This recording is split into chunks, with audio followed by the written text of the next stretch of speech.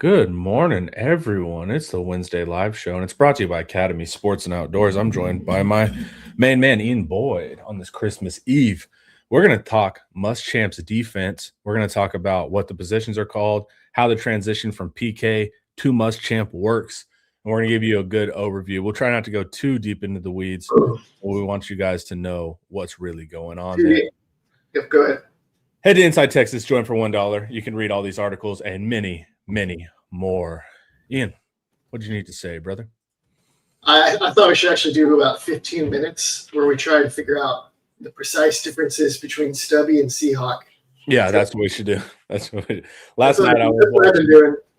I was watching a Bar T clinic last night all about match 3, and then whenever they go to trips, now you got to call it. You got to go into skate and blah blah blah. So I've actually been more on the cover 3 side, and then I'm going to get more into the trip stuff and split stuff for cover 7. But that's funny because that's what Texas was already doing.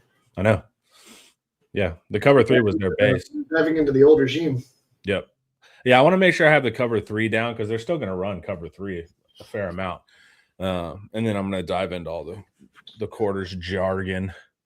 All right, let's see what Jose's asking us first things first. I know Muschamp is a complete defensive coordinator, but which position group in year 1 will benefit the most? The safeties, I would say. Okay. The secondary in general is going to get, for a lot of reasons, I think they would benefit a lot from Muschamp no matter what. I think the specific switch from McKenna to Muschamp in particular makes it even more pronounced because obviously it wasn't going very well with McKenna this last year. So that'd be my pick.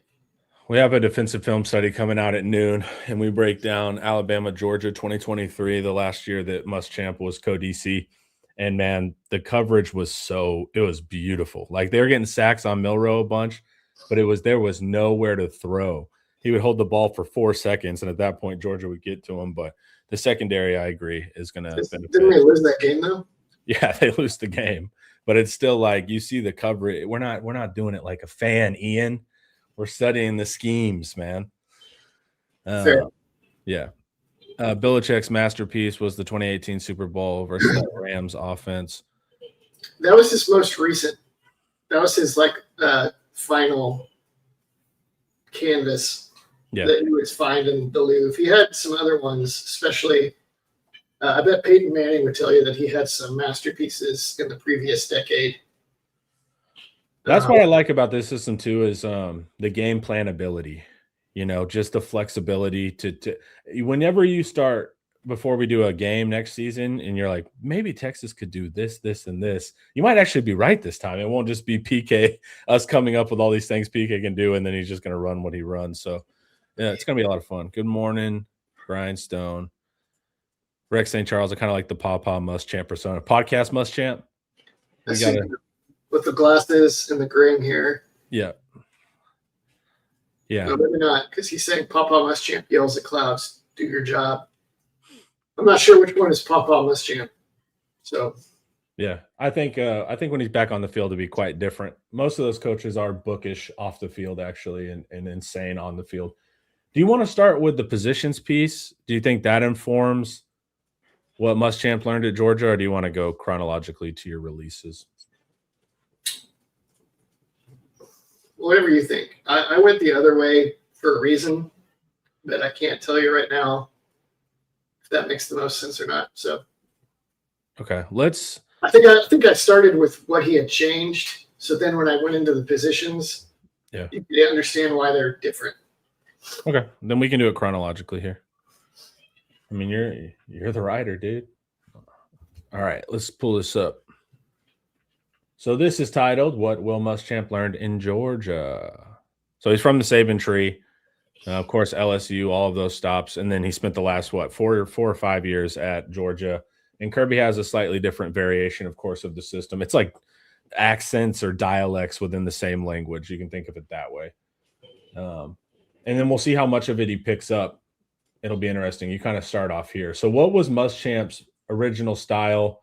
Explaining everything as clearly as we can for the viewer. His Texas style and his Florida style was similar to PK's, whereas like a lot of 4 down, a lot of emphasis on edge rushers like Arakpo and Kindle and Acho and Jeff Coat was supposed to be the next one. And match man coverage. So like cover 3, but basically just cover 1 with a couple of rules to keep guys out of trouble. And they played actually a fair bit of 2 high at Texas and at Florida, but the name of the game was mostly like, we're going to man people up, and we're going to be aggressive up front. So similar to PK, only just more aggressive everywhere, and probably a little more blend of 2 high with single high than PK has done the last couple of years, and then also more exotic blitzing. PK has never at Texas has never incorporated that much blitzing in general, or certainly not a ton of exotic blitzing. Okay, what's the different about the Georgia system currently today? It has every kind of blitz known to man is in that playbook. Yep. And they run a lot of it. So I used to get really nervous when people would try to do that in the Big 12. People would try to bring that system to the Big 12 and you just get shredded. But they make it work over there, probably because they have really good defensive backs that can actually play man, and then it gets easier. Y'all are asking a lot of good questions. Some of these will fit in later, but I don't want to miss them. Pack suggested Muschamp can be had with a lot of fast 3 stuff, forcing him into basic cover 3 and then using cover 3 beaters. How do you prevent this? So what's a fast 3? If you have a running back in the backfield, you've seen it before. The running back, it's not a fast 3. He'll hang out, he'll look for pass protection, and he'll leak out for a little check down. It's not a fast 3. What they mean by a fast 3 is generally the running back. It can be different. He immediately vacates the backfield. Why it beats match 3 is it beats quarters. Well, it beats match 3 too. So if you're in 2x2 match 3 and you run off 1 and 2, there's no one there for the fast 3. That linebacker will be out leveraged. So that's what he's talking about with the fast 3 stuff. Will immediately change up some of the 3 issues. And that's why they're obsessed with keeping an eye on the number 3 receiver in match 3, because it's an immediate weakness. If he stays and hangs around and then checks down, they're fine. But getting fast to the flats will actually run off your weak safety in your corner if they run vertical. Just however he did it the last 2 years at Georgia when they whooped Texas' butt, and Sark would fast 3 Wisner and Niblet and whoever else he could think of, and it did nothing. So yeah. I don't know. It felt like they just played man. And the linebackers chased that crap down. When I was watching Georgia Texas 1 last year, it was funny because Sark was doing all the typical things that break the Saban system, but Georgia was just so aware of the weaknesses in their system that they could just rally down to it really quickly, or their athletes were just so furious to the ball it didn't matter much. But Sark schematically was trying these things that should stress the defense, and Georgia was just like, well, we know you're going to try to do that. That's the problem with when you play Saban system, people, because they all know – Kirby knows that Sark knows the weaknesses of his defense from playing against Saban, blah, blah, blah. But in general, one of the things that Georgia has typically had that erases a lot of these problems is the blazing fast money linebackers. Mm-hmm. So, like, I remember watching the first great Georgia team in, was it 2017, when they went to the finals and then they lost to Alabama? Yeah. And they played Notre Dame early in the year. And Notre Dame would scheme open, like, some quarterback run or sweep. And then Roquan Smith would run it down from, like, the other side of the field. And then Lincoln Riley took Georgia apart with this opening script. And then Roquan Smith saw it all. And then down the stretch, Lincoln Riley was throwing everything out of his bag that he could find. And a lot of it was like, on the whiteboard, you got him. On the field, Roquan Smith would just run it down and erase it. And so the underlying structure of always having D lines that can protect the linebackers, and then like some freak linebacker that just runs like a gazelle, or maybe like a lion is a better analogy, tends to solve a lot of problems for them. For this specific one, Bobby Betronic, make sure to ask Pack. He knows this system. He knows all systems better than I know them. But I think for the fast 3 stuff, they can area call it, meaning that they turn it into a zone at that point, and the guys don't match. So someone will hold the flat or the curl flat, and then the corner will drop back in like a traditional third. And that way they're not actually playing the route. They're playing an area. So I think they use area calls with those fast 3s to turn it basically into a zone on that side. But double check me with Pack next time he's on the show. That's what PK would do. Yeah, it's generally what you have to do because the weakness is that fast 3, and teams know that, and they try to take advantage of it. Somebody asked to, you think Muschamp will have the same effect on linebacker players stacking behind the DL? So Georgia does stack. So the linebackers are going to play a lot of A gap to C gap, and so they're going to work the middle and then work outside to the edge. Generally, you're going to have like a 4-eye at the defensive end. I think we're getting too into the weeds. But the point is, yes, the linebackers don't always immediately fire, but there's plenty of situations where one linebacker will actually go and fill a gap immediately, and the other one has to work out as well. So Georgia does stack their linebackers. I think you would say that they fire. Because if they don't. Georgia plays a stack. They stack and I don't know if it's stack and fall back, but one of them will go. But one is always going to work A to C. But I thought that was just run to A, run away C. So they're still like running to the spot. Yeah, but they're not pure gap fitting. They're not pure single gap fire into the line. Like they'll keep that second level intact and wait and read where the back is going and leverage the back. I'm not sure that you're right. We'll have to. I'll show you the clinics where they talk about their linebacker play. Okay. But they will fire one sometimes when they lag technique that nose into the backside A. They'll fire one into the other side A. The other one has to work and keep leveraging the back. Yeah, this is getting way too into the weeds. This is way. That's not the same thing as people are thinking when a linebacker is just waiting, because that guy still has to run around and scrape over to the spot. Yeah, but when people say fire linebackers, they're expecting the linebacker to go into the line. Their aggressive linebacker play average is that they're going to fire into a gap. They don't fire into the gap every time. But they're scraping. You're going to see the linebackers run a lot more, I would say. It's safe to say. The linebackers are going to run faster. I think the linebackers are the keys to Georgia, man. Like their plays puts it all together. Yeah, they're the tip of the spear, is what I would say.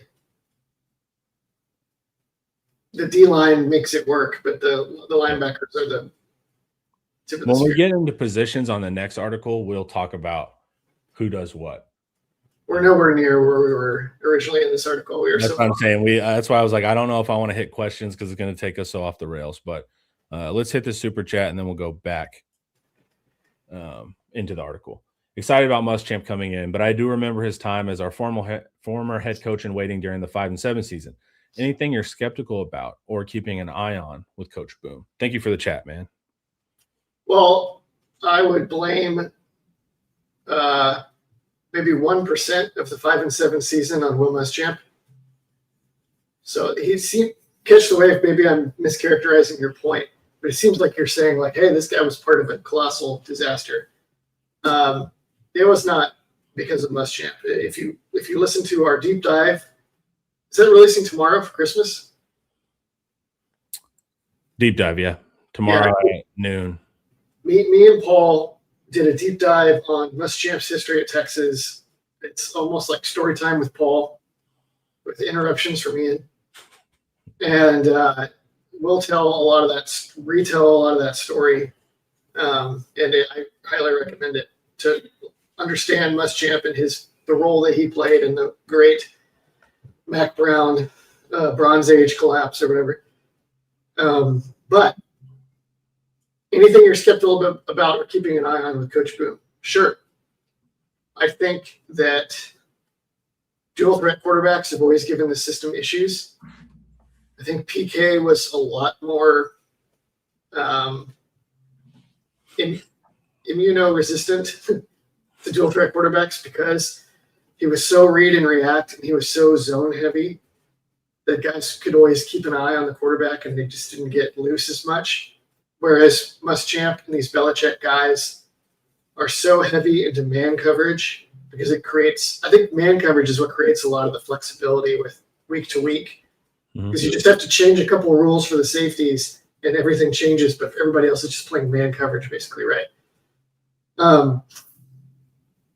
But then you get into trouble if the quarterback breaks contain or if you all your precise run fits run out of numbers when the quarterback is involved. So that's dual threat quarterbacks is one thing that I'll be looking at. And then the other one is technically Georgia had basically solved the beer and shoot, and they punked Tennessee like every year. But their solve was just very simple. It was like, we're going to play man coverage and load the box. Then you can throw deep all you want, and we're going to cover it, and you're not going to hit it. And it worked, that's the kind of solution that works until it doesn't. If the other team has like a matchup or something, and then I'm curious to see how he adjusts to that. And it's going to matter because there's a gazillion veer and shoot teams in the conference now. And some of them are at schools that have serious talent like LSU. So everything we're discussing now may end up being outdated in a year or two when Muschamp redoes this whole system to adjust that. And then we'll be explaining, Muschamp's version of the flyover or something. One of their clinics, they talk about how they kept getting killed by quarterback run because they play a lot of cover two on third, like 2-man on third downs. So their safeties would expand out to the zone, and then they would just run routes away and take the middle of the field away, and quarterbacks would run up the middle. So that was something that they were like, yeah, our scheme was weak to quarterback run. They have some tweaks now, but if like watching back over that conference game versus Alabama, they would have 2 spies on Milroe. So the linebackers would be on – if he went left, they had a linebacker for him. If he went right, they had a linebacker for him. So they can absolutely game plan specific, if they know a quarterback's a dual threat or change some of that game. Yeah, and change some of the ways that they play cover 2-man and that kind of stuff. But, yeah, I think everyone's fairly susceptible to it. But, yeah, they've even said themselves it can be a weakness of the scheme. And then Ole Miss kept peppering them on the outside and taking advantage of their leverage. Georgia was very like the first half of the season before we played them, their stats weren't that great. They were playing very basic stuff. I think Pack even went into it versus that game specifically. I don't have the knowledge Pack does, but I just knew that Ole Miss was taking whatever they would give them cushion wise on the outside. So they were constantly ahead of the sticks. And so that's something to think of, but I think they're playing more unique defense now. But yeah, it's not a perfect system. There's answers within it, all of that kind of stuff. And then Muschamp's variation is going to be very interesting too, to see what we do. So, okay, I think here you start talking about the influence of the tight front, which they call their version the mint front. Can you break that down real quick? I think we've explained this story 8 times now, so you can go really quick. Yeah, the new way that the Saban tree guys, including Muschamp, play 3-down defense. Let's just call it 3-down defense. Is a defensive end and a 4-eye, a nose tackle that's just dead across the center, and then another defensive end and a 4-eye. And usually they have like a strong side defensive end, and when they're in 4-down, he plays more on the edge, but when they're in this front, he plays inside. And then they have a defensive tackle who's normally like a 3 technique, but in this one, he slides just a little bit outside. There you go. Thank you. And then the jack is like your buck edge. Let's just call him the edge. And if I say edge, know that I'm talking about the J. That's like the Colin Simmons of the defense. Yep. He lines outside opposite the nickel, which is represented by the little star. Yeah. The mint that jack is always going to be opposite of the passing strength.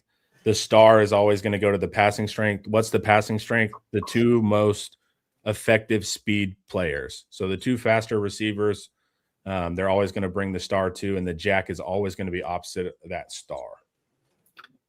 That money sign is the will or money linebacker. So he's your faster linebacker. He'll always align to the tight end. And then the Mike is your more plugging linebacker. So the idea with this one is it's funny that you picked this example, because in this example, it's a 4-man rush, but they're going to blitz the money linebacker, and that means that the edge, the jack, is dropping into coverage, which is exactly what nobody wants to see, Connor. It cracked me up because a lot of this, everybody now. Well, a lot of the people were like, "Thank God, Colin Simmons is going to rush the passer every play now." And it's like, no, that's not modern defense. He's going to do whatever they need him to do, and that's what's going to be important. The NFL wants to see that too. I've got a lot of thoughts on this. I think I'm saving them. Yeah. I think I'm going to save them for a big show that's devoted to it. Yep. But this is the mint front, guys, with a split field. But these are their pass rush angles. In the run game, the tackle and the end are both playing through the B gaps inside the tackle. The nose is usually actually 2 gapping. So he's just shoving the center back, seeing where the ball goes, and then moving to that side. And then the linebackers are flowing to the ball, and then one of the safeties or the star or the jack are fitting behind them. Yep. All right. Let's pull you back to your main point. It's all about clogging the interior so that the linebackers and the safeties can run the ball down. It's as you saw if you go watch like 2017 Texas, when Texas played this defense and were really good at it, a lot of times you would see Puda Ford or one of the defensive ends shoot upfield, but they would very rarely actually make the tackle. The ball would get spilled outside, and then Gary Johnson or Blake Jefferson or Brandon Jones would run it down and get the tackle. So the defense is sometimes it plays more aggressively, and sometimes it actually generates fewer tackles for loss, I would say, than the Yeah, that's the interesting thing about the defense is it's not like Brent Venables where they're trying to just get you behind the line of scrimmage. A lot of it, and I think you talk about it later, it can be actually construed as a more conservative style. And that's not what people necessarily think. But it's not all about just getting in the backfield. It's about a holistic defense where the line is not just out for their stat. They're trying to make something happen for the linebackers or for the safeties. Yeah. All right. I think it's this article where I said that PK's defense was more aggressively aligned and then conservatively played. Muschamp's defense is more conservatively aligned and then more aggressively deployed. Deployed, not employed, but yes. Dre, what's up, dude? Thanks for the chat. Late to the show, but does Will Muschamp use safeties and DBs and blitz packages often? Happy holidays and hook 'em. Thank you, man. Some for sure. I've been so dialed in on understanding all of the different rules to the base stuff that I have not yet dove into the wide array of blitzes, which there's a ton. Some of them I'm sure. Usually the linebackers get all the gaudy stats, both in terms of tackles for loss and in terms of sacks. I think Anthony Hill would have been fun in this system. Oh yeah, Muschamp called him, and he was like, I appreciate it, but I'm going to the NFL. But Anthony Hill being able just to be blitz heavy like that, and that's all chase stuff down. That's all very Anthony Hill. He would have thrived. You'll see stuff. Remember whenever they used was it Dalen Everett when he sacked Quinn from that corner blitz? They have that. They have the nickel blitz, of course. If you're gonna want to play condensed, meaning like bring wide receivers closer to the line, they'll take advantage of that and fire. But it's a lot. The big goal, roughly, of course, it's a huge system, but they want to get linebackers on running backs. That's their goal. So they'll play with the front as much as they can to toy with the protection to get one of their crazy big and fast linebackers on a running back to get the sack. That's kind of the ultimate goal in the pass rush stuff when they're not playing conservative. It's funny how much it's come to mirror the Dave Aranda defense. Like half the stuff I'm reading on Georgia and where they are now with Mint, I know they got it from Aranda essentially, but I'm like, oh, this is just what Aranda does. They just have their own quirk on Aranda's defense. It's just like Saban tree, Aranda defense blended into one. Yeah, I agree. Thoughts on this system for corners? We'll kind of hit this more in your actual position stuff, but harder or easier than PKs? Simpler, I would say. I think physically harder because they're playing man, but easier once you learn the rules, I guess, of what you're doing. I don't know. That's a difficult question, I think. Are they going to be manned up more? They're going to be manned up more. It's also easier to send them help, though. So you can help them with the safety. Yeah. We'll get more. Next piece, we're going to dive into all the exact positions, so more of your personnel questions. Right now, we're just kind of talking about the broad scheme. Is there anything you wanted to hit here about the 4 down?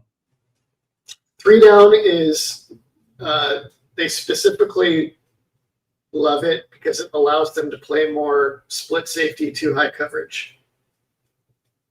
Okay. And so Muschamp was known for man coverage in the past, but it's not necessarily if you can play 2 high, that can be better because you just have more options and you're a little more conservative and a little safer than you are in single high.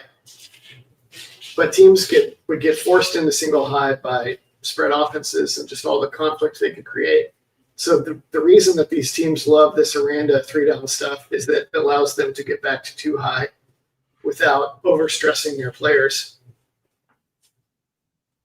Cool. All right. Before we explain that more in depth, check out Academy. The holiday season is here, and Academy Sports and Outdoors has the legendary gifts you need at undefeatable prices every single day. Shop in store or online at academy.com to save on gifts on everybody's list. From football jerseys and basketball hoops to fire pits and deer stands, the most wonderful time of the year happens here. This Christmas, give the gift of fun from Academy Sports and Outdoors. You better go now for you guys that are late present shoppers. Take advantage. All righty, man. Let's talk some split field. First off, what is split safety, split field? What does this even mean? What does this even mean, Ian? It means that you've got your strong side and your weak side in coverage. Like Gary Patterson divided it years ago. And then you can play different coverages to either side. Why would you want to play different coverages to either side? For lots of reasons. Like they may have crappy players on one side. And so you're like, we want to play a coverage that is really aggressive or that allows us to send help from this side of the field. And then the other side, they may have like Cam Coleman or something. And they're like, we need to be conservative over here. So like, let's play cover 2 to Cam Coleman. And then let's play some ultra aggressive quarters or blitz even from the other side of the field. And so the quarterback drops back and it's like, oh shoot, I'm being blitzed, or oh shoot, I can't run this play. They've got everybody from that side of the field loading up the box. I'll know what I'll do. I'll beat this blitz with a throw to Cam Coleman. Safety's sitting over the top of Cam Coleman. Cover 2 against Cam Coleman. Yeah. Yeah. So that's the beauty of it, is the game plan ability overall, but also the game plan ability with even directly on the field, following around important receivers, calling certain things to take certain guys out of the game. Something you would do with Jeremiah Smith, right? Like that's the player you can think of that you're going to game plan like that, trying to keep a safety over him. But you don't, when you play the same defense, sometimes you're playing a defense for one player. This way you can really, really tailor matchups. And so one side of the field is divorced from the other. They're not playing the same coverage. Sometimes the safety will have the ability to look to the other side of the field if he's going to take, like a crosser, number 3, something like that. But generally, these guys are playing totally different defenses and they don't overlap with each other. So that's the cool thing about split field coverages is how specific you can get. All right. Do you Division think for any fans of Adam Smith? Yeah. Do you think this defense allows a player like Tyler Atkinson to play earlier?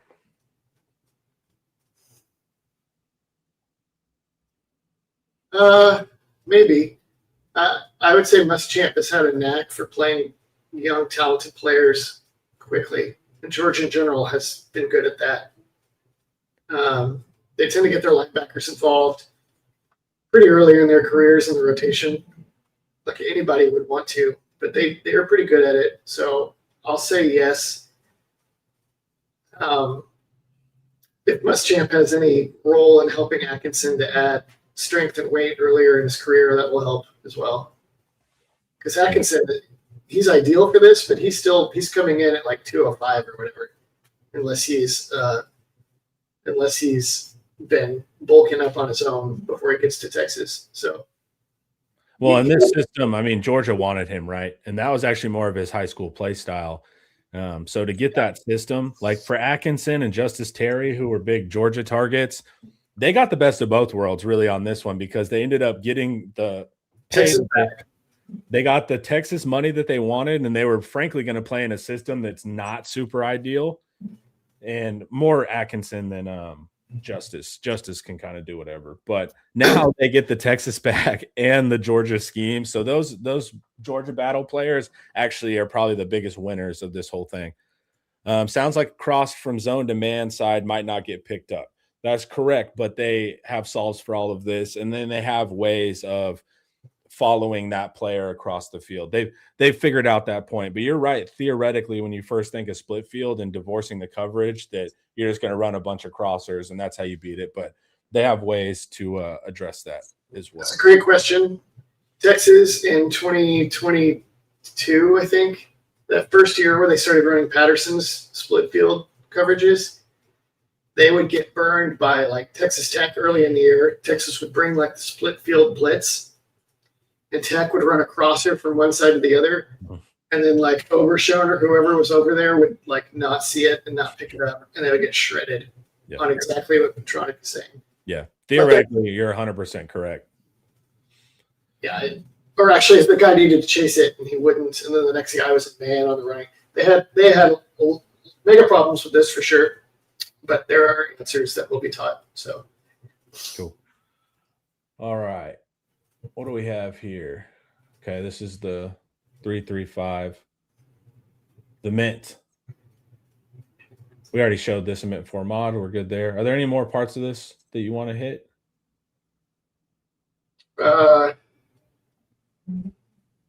No. I don't remember what else is in here. I think that we've covered a lot of it. I think we can move on to the people probably want to hear more about the positions, specific players and what they'll do. Cool. Looks like I went into that a little bit anyway. Yeah, you do have a little bit. So Justice Terry, an obvious fit at the position. So let's see what I have here. Let's turn it back to here. What position do you think Justice Terry plays here? End or tackle. Okay. Do you know if one is more disposed to two-gapping than the other? I have no idea. Probably the tackle is. So he's an end, I think, in this defense. Yeah, but to me, it's like, man, let's get Lance Jackson at end, Justice at tackle, Colin at jack, and then whoever we figure out for nose.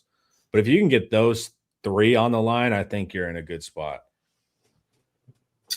That is assuming that Terry and Jackson get stronger. Correct. Learn how to play this somewhat selfless style of Georgia D-line defense. Yeah, I mean, that's the tricky part, because we went from having two solid edges that, a strong side edge is still going to do similar stuff, but they were pass rushy. Now there's only one like more pass rush guy, and that's the jack. So they do have to be more selfless. They do have to help the linebackers far more. Now they will go 4 down. When we say they play 3 down, it's the difference between like 60-40 split.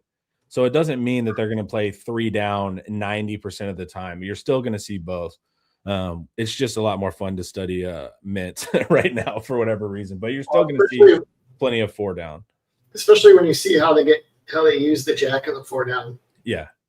when you see how they use the jacket 4-down, people are going to throw a fit. Yeah, but that's kind of what I'm thinking player wise. But they do need to get bigger and stronger there, because otherwise you end up kind of pushing the edge body types and looking for more tackle body types to play the end. Because if you see, they're inside the tackle, so they have to do a lot more dirty work. But ideally, in a perfect world, you have Simmons and then tackle Justice and Lance Jackson. That'd be super cool. Do you think Muschamp?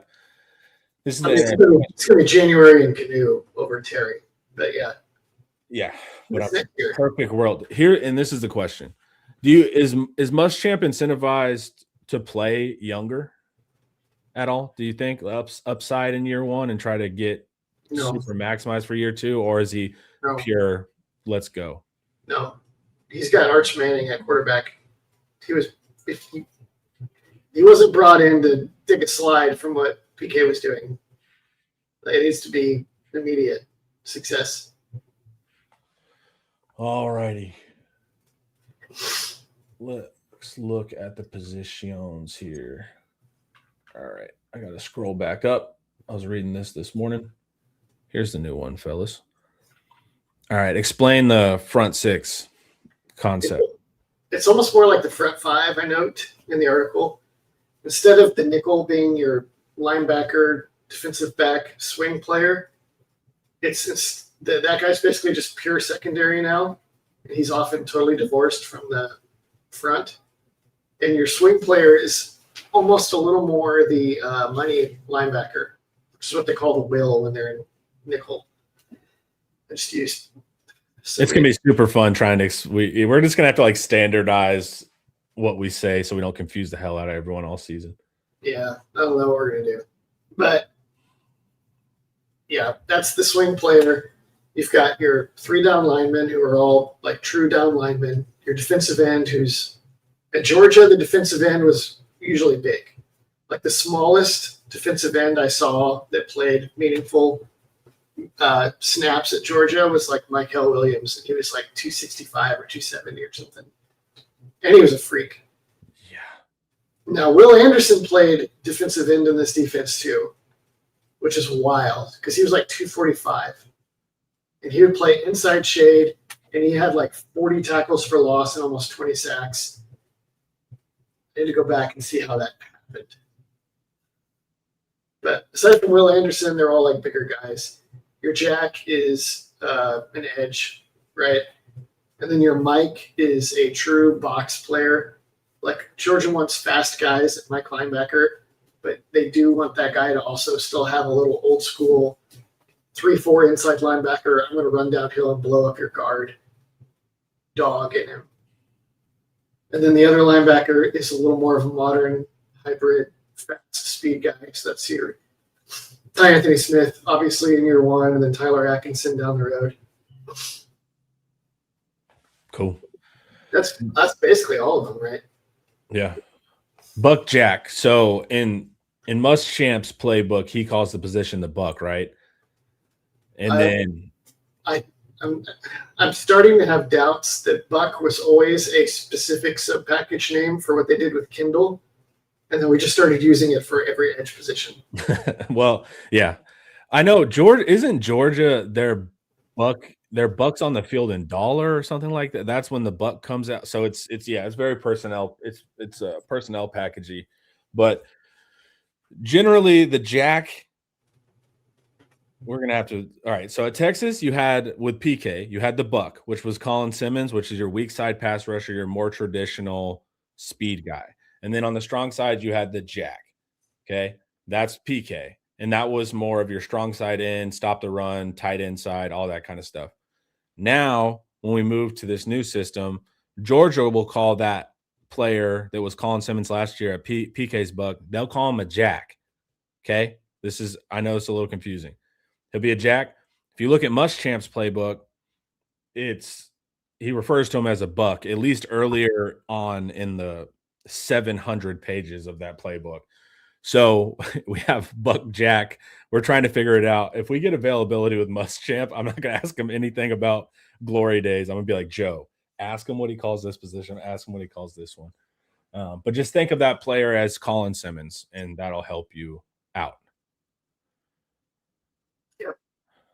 Okay. Let me see. Defensive end, you said you want him bigger. Did you say why you want him bigger? Because they're going to play inside some, and because they're not as up. They're a little more playing through linemen than the Jack was. So this is going to be the most interesting position, I think, in the whole defense for year one. Is like Sark was saying, that this position is a good fit for Lance Jackson and Zina Umeazulu. I thought it was interesting he didn't list Justice Terry there. I would think Justice Terry could be a fit here. Also, Umeazulu and Lance Jackson both need to get bigger, I think, to play this position. Yeah. In a nickel world, does it really matter if the base is a 3-4 or a 4-3? Depends. But most defenses these days have flexibility to play either. Yeah, that's 4-3-3-4 stuff is like what me and Ian like to argue about. It doesn't mean anything to the fan. Like you're gonna be fine. They're gonna be in nickel most of the time, and then they'll play mint when they want to, and they'll play 4 down when they want to. It's just what do they start with camp rules, I guess. Okay, defensive tackle. We talked through that. Nose. You want a big 2-gapper. They also will do that lag technique a bunch where they send them in the backside A to fire that linebacker. But portal guy here, or looking at like a Sharma's size, like a lot of our guys with the real size are younger right now. Well, I think Canoe can play this. I think January can play this. If they play more lag, then easily Canoe and January fit in this role. I think they're going to try to get a 2-gapper out of the portal as well. And then I don't remember where Myron Charles is currently in his journey at Texas, but his is another big guy. HB says Michael Williams is all over the line. He played inside and outside, something standing up as outside linebacker. Yeah. On 3rd down, everything we're telling you goes out the window. Yeah, Third down, they just play everybody all over the place, and they just do wild stuff. Yeah, and so you could see Colin Simmons line up anywhere in a pass rushing situation. They also have like their nickel rabbits, right, where they'll put basically all their best pass rushers in, and that's where it gets scary, and that's when you see a lighter line, physically light, but you'll see all their pass rushers mugged up and stuff like that. We're generally talking standard downs here. The 3rd down packages are where it gets really, really fun in the Saban system and what Georgia's been doing lately. And then someone mentioned earlier, it seems like the line, I can't find the comment, but it was something about, seems like the linebackers are going to have a good time in this system. Yep. And I agree. That's why Anthony Hill would have been so awesome to have this year in this system. But linebacker play is huge. Saw it in the conference game too, man. Jalen Walker just looking wild, hawking down Milrow. But that was more in 3rd down stuff anyways. HB1201 says, does Texas have a player like Jalen Walker? I would phrase this more as, did Georgia ever have a player like Colin Simmons? And then you would say, well, they had guys like Jalen Walker. Yeah, but it's like is the like he would have murdered in the Georgia defense, and he will murder in this defense. Dude, watching that 2023, I think it was like Chambliss, Michael, Walker, CJ Allen. Like it was, God, man, when you look at that game, you're like, they got some absolute players. They were kind of young too. Yeah, that's what was crazy. And then in 2024, they came and killed us. But it was interesting to watch them in 2023. It's like, yep, I know those guys all a year younger. 2022 was they were even more loaded because it was all the guys that went pro. Yeah. So they had some freaks. They had like, I don't know, half the Philadelphia Eagles defensive front or something. Yeah. Cole is playing the Jalen Walker position for Georgia this season. Cole is a great player. I think they'll do some of that stuff that Georgia does with Jalen Walker. I think he'll do some of that stuff for Colin Simmons. I think they'll do some of it for Brad Spence. And then I think they'll do some of it for players to be named later after they transport to Austin through the transfer portal. Who do you think is Sam in base? So you take the nickel off the field. Now you have a Sam linebacker. Who do you think that is? Brad Spence, probably. Yeah, good idea. Maybe Cummings or something, or transfer. I think they're going to look for transfers that are experienced at linebacker, but I think they're also going to lean towards guys that can rush the passer in the blitz. Because right now it's like, is Elijah Barnes a good blitzer? It seems like he could be. We don't really know where Barnes is at all. We've barely seen him. Well, yeah, we have to see it in the bowl game. Anthony Smith, I mean, they don't have any linebackers. So we named the 2 linebackers. They need guys. The whole system is designed to unleash linebackers as blitzers, as just overall force multipliers. And so they need weapons at linebacker. And right now they don't have. I know we want Woodyard. We want Woodyard from Auburn, but I haven't watched Woodyard's tape to see the fit. He's great. They should get him. Cool. All right, before we hit the secondary, because that's a really fun part of the Saban system, let's hear a word from David McClellan. Big financial decisions don't have to feel overwhelming. There's someone who can guide you every step of the way. David McClellan is a fiduciary financial advisor with Forum Financial, and he's working closely with his clients as a true financial life coach, guiding every aspect of your financial journey with expertise and care. If his name sounds familiar, that's because David was a swimmer at Texas and a member of several national championship teams. Today, he channels that same championship mindset into helping people win with their finances. David specializes in financial planning, and he's contributed numerous articles to Kiplinger on the topic of retirement tax bombs. And right now, David is offering viewers a free intro consultation to assess your financial situation. Do not miss this chance to get personalized guidance from a trusted expert. To schedule your free consult, email David at dmcclellan@forumfinancial.com, or you can call him directly at 312-933-8823. The contact info is in the description. Thank you, David. Let's talk about the secondary, the baby of the Saban system, man. We'll talk positions first. We got the corner question earlier, but yes, they will play more man coverage. Ian, does that mean press? Yeah. What is that? Yes. You mean pure press? Yeah, I think so. In cover 3, you'll see more of the press side of it. They'll play press bail. Remember, Dale and Everett played a lot of press in the second half against Texas in the SEC championship game. Mm-hmm. And all the Texas fans were whining that he was committing pass interference on every play. And I was like, as a fan of secondary play, I was like, that's just good coverage. Yep. Like, quit your whining. Like, be more physical, run to the right spot. Well, the advantage of that press is what got them that interception. Because whenever Quinn threw right into the flats, so he was playing press a bunch, playing man, and then he would bail off. And so we got used to that. And they called it at the perfect time. They were like, you know what? It's actually going to be trap, and you're going to read number 2. And then Quinn threw the ball right to him. So it also helps, too, with getting those interceptions as well. Man, we're rewatching that game now is inspiring because I'm watching the Georgia defense. And I'm like, that's really cool, but it was painful. Now I'm like, hey, maybe we could do that. But at first it was just like, God, they're killing us, man. So corners will do a lot more of that. That's gonna be a big thing. I have a suspicion, Connor, that Texas is a little bit a ways from matching Georgia's defense. What? I mean, Texas has been. That sounded like that was sarcastic. It was sarcastic. Texas has been like top 5, top 10 in defense like every year. Yeah, but the style in which we were top 5 is just it feels and looks different on tape. Yes, okay, but I think it's going to take us a minute to get where Georgia was overall. But I think Muschamp is just going to use Colin Simmons as a cheat code to get there early, and I think he's going to eventually move them towards our linebackers are going to be our big playmakers, and we're going to do all this stuff. But in year 1, it's going to be a lot of just basic versions of the Georgia stuff and go get them, Colin. Yeah.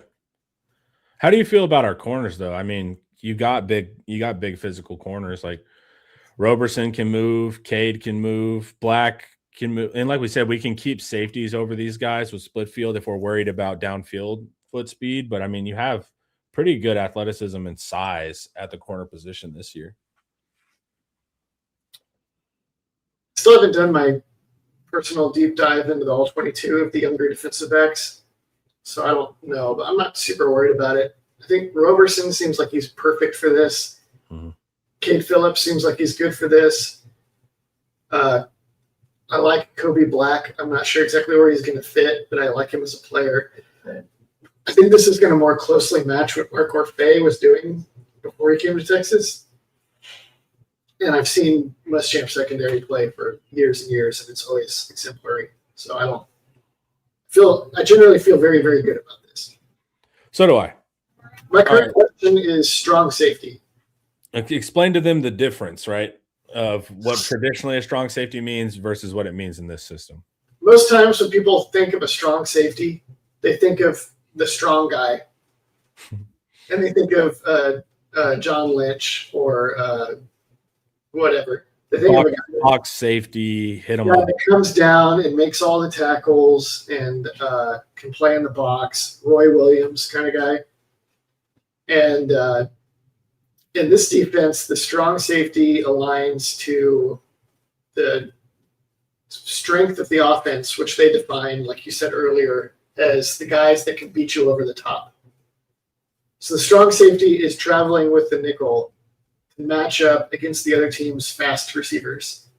And then the free safety is the guy who's, I guess, freed up to play, and he'll be like bracketing a receiver, or he'll be coming down in the box, or he'll be like in late run support in the alley or whatever. I think it's easier mentally once you just, like you said, the strong safety in this system is to the passing strength.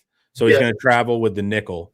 So if you see Grayson Littleton at nickel, whatever safety's hanging around Littleton is going to be your strong safety. And then, like you said, the free safety, I think of that too on the backside. He's freed up to kind of double a single side receiver or something like that. So, but the free safety will also come down as your run stopper because he'll be forced in some situations to be your down safety, your weak rotation player, right? I have more on this come in tomorrow on Christmas Day. But the strong safety is where they always put their best player. And that's where like KJ Bolden played and Malachi Starks played, and that's where Earl Thomas played at Texas. And I'm not totally sure who that guy is on this team. Jonah, dude.